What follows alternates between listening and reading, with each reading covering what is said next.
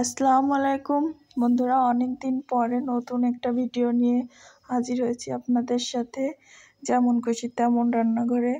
তো আজ আমি রান্না করব রুই মাছ দিয়ে আলু দিয়ে ঝোল। তো 1.5 কেজি সাইজের একটা রুই মাছ নিয়েছি। নিয়ে প্রথমে মাছটাকে ভালোভাবে ভেজে নেব। তো মাথাটা অনেক বড় ছিল, তাই আমি মাথাটা আগে একটু ভেজে নিয়ে পরে মাছগুলো একে একে দিয়ে দিচ্ছি সুন্দর করে মাছগুলো ভেজে নেওয়ার জন্য। তো মাছগুলো দিচ্ছি, এরপর আমি মাছ ভাজতে দিয়ে মশলাগুলো বেটে নেব। তো আদা আর রসুন প্রথমে বেটে নিচ্ছি। আদা রসুন বেটে উঠিয়ে নেব। তারপর ওদিকে দেখব উঠিয়ে নিয়েছি। এরপর কাঁচা শুকনো ঝাল বেটে নেব, সাথে পেঁয়াজ দেব, দুটো একসাথে ভালোভাবে বেটে নেব। তো বাটার ভেতর আবার একটু মাছটাকে দেখছি যে ভাজা হয়েছে কিনা এক পিঠ। তো বন্ধুরা, আমার মাছের এক পিঠ সুন্দরভাবে ভাজা হয়ে গেছে। আমি উঠিয়ে নিচ্ছি, উল্টে দিচ্ছি মাছটাকে। তো উল্টে দেওয়া হয়ে গেছে। এবার ঝাল আর পেঁয়াজটাও বাটা হয়ে গেছে, আমি নামিয়ে নিচ্ছি।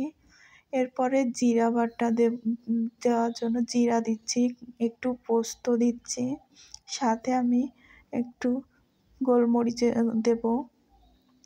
তো বন্ধুরা, আমার মাছগুলো সুন্দরভাবে ভাজা হয়ে গেছে, উঠিয়ে নিচ্ছি একে একে। তো মাছটার মাথাটা অনেক বড়, খুন্তিতে উঠাতে অনেক কষ্ট হচ্ছিল, তাও উঠিয়ে নিয়েছি। এরপর আলু গুলো ভেজে নেব ভালোভাবে। একটু আলুগুলো ভেজে নিচ্ছি।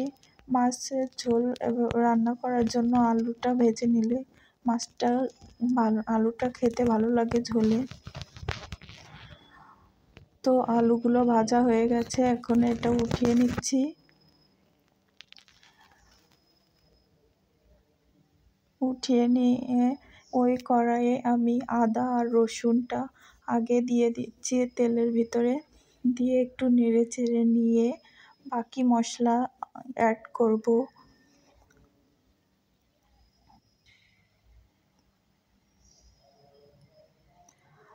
তো এবার শুকনো ঝাল আর পেঁয়াজ বাটাটা দিয়ে দিচ্ছি, দিয়ে ওই আদা রসুনের পেস্টের সাথে ভালোভাবে নেড়ে চেড়ে নেব।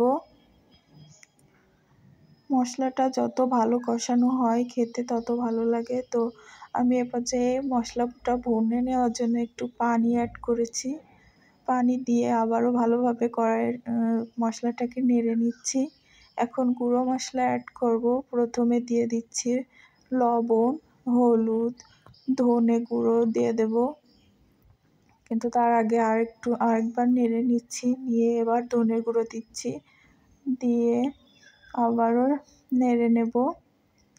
এই মশলাটা ভালোভাবে কষানো হয়ে গেলে তারপর এর সাথে আরও কিছু মশলা অ্যাড করব, বাটা মশলা। তো ভালোভাবে এভাবে নেড়ে নিচ্ছি। নেড়ে নিয়ে এখন আমি দিয়ে দিচ্ছি জিরা বাটা, গোলমরিচ আর পোস্ত বাটাটা দিয়ে মশলাটাকে আবারও কষিয়ে নিচ্ছি। একটু ভালোভাবে কষে গেলে এর ভিতরে ভেজে রাখা আলুগুলো দিয়ে দেব। তো ভেজে রাখা আলু দিয়ে সুন্দরভাবে নেড়ে চেড়ে কষিয়ে নিচ্ছে আলুটাকে। এভাবে নেড়ে চেড়ে আলু কষিয়ে নেওয়ার পর এতে পরিমাণ মতো ঝোল দিয়ে দেব।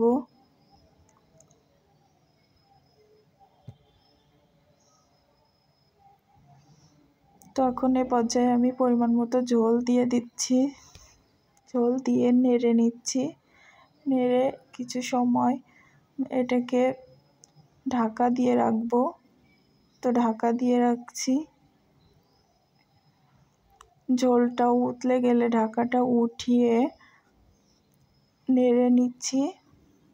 নেড়ে চেড়ে এবার মাছটাকে দিয়ে দেব। তো প্রথমে আমি মাথাটা দিচ্ছি, যেহেতু মাথাটা অনেক বড় ওর ভিতর মশলা তেল যেতে একটু সময় লাগবে। তারপরে মাছগুলো দিয়ে দিচ্ছি, দিয়ে সুন্দরভাবে নেড়ে চেড়ে নিচ্ছি। তো মাথাটা আরেকবার উল্টে দেব ঝোলের ভিতরে।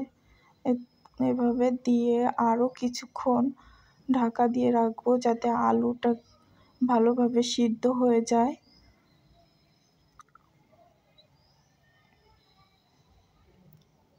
তো বন্ধুরা, আমি ঢাকা উঠিয়ে দেখছি আমার আলুটা সিদ্ধ হয়েছে কিনা।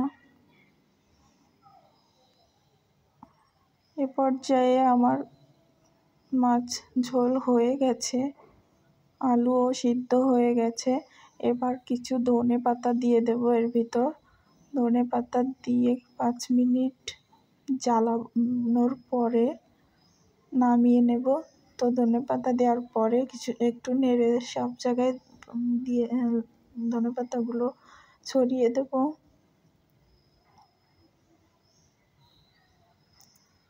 তো বন্ধুরা, আমার রান্না প্রায় হয়েই গেছে। তো আমি গ্যাসটা অফ করে দিয়েছি। এখন এটাকে নামিয়ে নেব, নামিয়ে নিচ্ছি। দেখুন বন্ধুরা, দেখতে কি সুন্দর হয়েছে, একটা লোভনীয় খাবার। তো এখন খাওয়ার জন্য চলে যাব।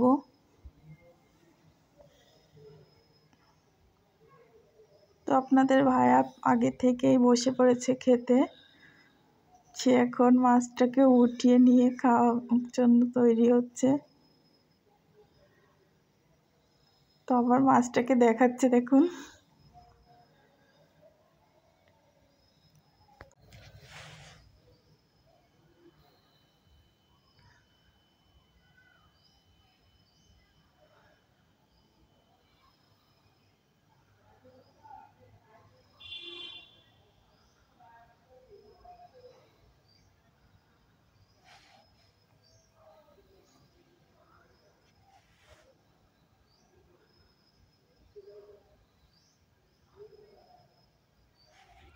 খুব মজা হয়েছে বউ।